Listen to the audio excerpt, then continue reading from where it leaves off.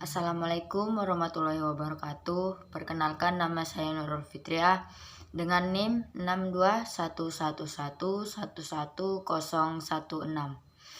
Di sini saya akan mempresentasikan tentang pendidikan Pancasila. Yang pertama yaitu A. Pengertian Pancasila, mata kuliah pendidikan Pancasila dan revitalisasinya. Mata kuliah pendidikan Pancasila adalah usaha sadar terencana untuk mewujudkan suasana belajar dan proses pembelajaran agar mahasiswa secara aktif mengembangkan potensi dirinya untuk memiliki pengetahuan, kepribadian, dan keahlian sesuai dengan program studinya masing-masing, dengan masyarakat berbangsa dan bernegara dengan mengacu kepada nilai-nilai Pancasila. Hal ini berarti mata kuliah Pancasila merupakan proses pembelajaran dan menggunakan pendekatan student-centered learning untuk mengembangkan knowledge, attitude, dan skill mahasiswa sebagai calon pemimpin bangsa dalam membangun jiwa profesionalisasinya sesuai dengan program studinya masing-masing. B. Dinamika dan tantangan pendidikan Pancasila. Yang pertama, dinamika pendidikan Pancasila. Apa itu dinamika pendidikan Pancasila? Sebagaimana diketahui, pendidikan Pancasila mengalami pasang surut dalam mengimplementasinya. Apabila ditelusuri secara historis, upaya pembangunannya atau pewaris nilai-nilai Pancasila disebut telah secara konsisten dilakukan sejak awal kemerdekaan sampai dengan sekarang. Namun, bentuk dan intensitasnya berbeda dari zaman ke zaman. Pada masa awal kemerdekaan, kebudayaan nilai-nilai tersebut dilakukan dalam bentuk pidato-pidato para tokoh bangsa dalam rapat-rapat akbar yang dilakukan dalam bentuk surat kabar. Yang kedua, tentang pendidikan Pancasila. Tentang pendidikan Pancasila, menurut Abdul Ghani, Pancasila adalah leitmotif atau lead star, dorongan pokok dan bintang penunjuk jalan. Dalam adanya leitmotivitas dan lead star Pancasila ini, kekuasaan negara akan menyeleweng dan penyelewengan harus dicegah. Karena itu, Pancasila dasar filsafat dan dasar moral harus didahulukan. C. Kepentingan mata kuliah pendidikan Pancasila. Sering perkembangan zaman di era globalisasi pada saat ini surut mengiringi adanya tren yang semakin dinamis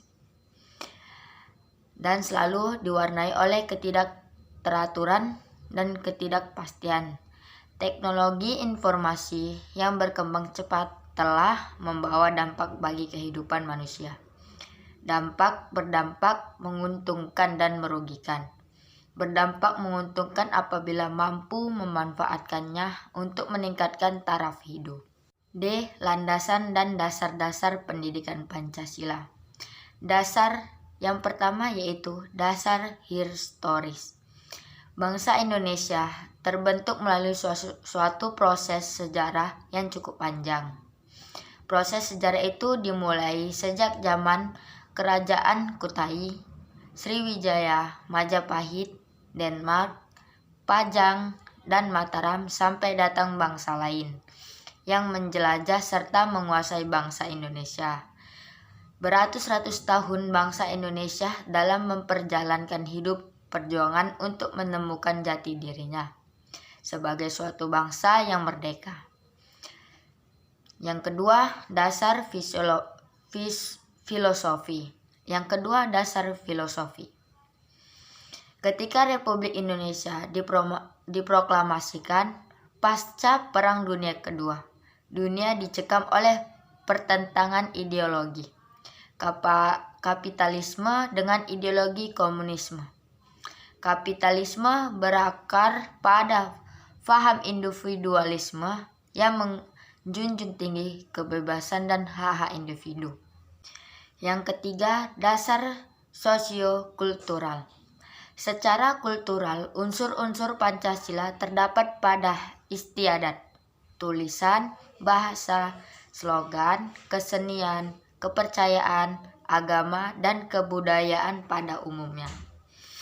Pendidikan Pancasila adalah proses pembudayaan atau pewarisan budaya dari generasi tua kepada generasi muda agar generasi muda tidak kehilangan jati dirinya sebagai bangsa Indonesia.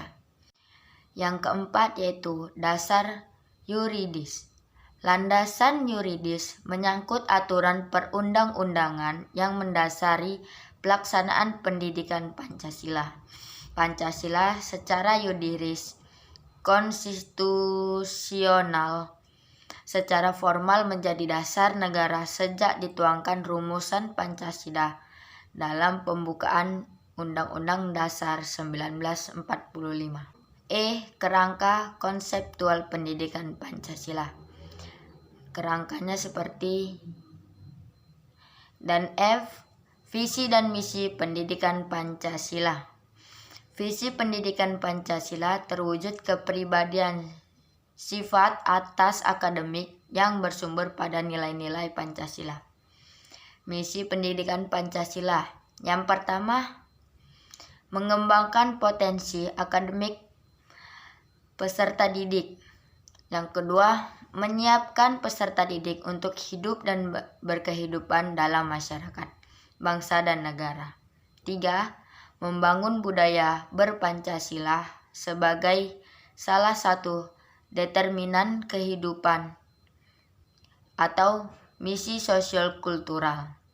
Yang keempat, mengkaji dan mengembangkan pendidikan Pancasila sebagai pengetahuan integrasi atau disiplin ilmu intensif. Tujuan dan apaian penyelenggaraan pembelajaran pendidikan Pancasila. Pendidikan Pancasila sebagai dari pendidikan nasional bertujuan untuk mewujudkan tujuan pendidikan nasional. Sistem pendidikan nasional yang ada merupakan rangkaian konsep program, tata cara, dan usaha untuk mewujudkan tujuan nasional yang dinamakan Undang-Undang Dasar tahun 1945, yaitu kecerdasan kehidupan bangsa. Mengenali sumber historis sosiologi, yuridis, dan politik pendidikan Pancasila. Dari segi objek material, penyelenggaraan materi atau substansi mata kuliah pendidikan Pancasila dapat mengembangkan melalui beberapa pendekatan, di antaranya yaitu pendidikan historis pendidikan Pancasila, B. Sumber sosiologi pendidikan Pancasila, C. Sumber yuridis pendidikan Pancasila, D. Sumber politik pendidikan Pancasila.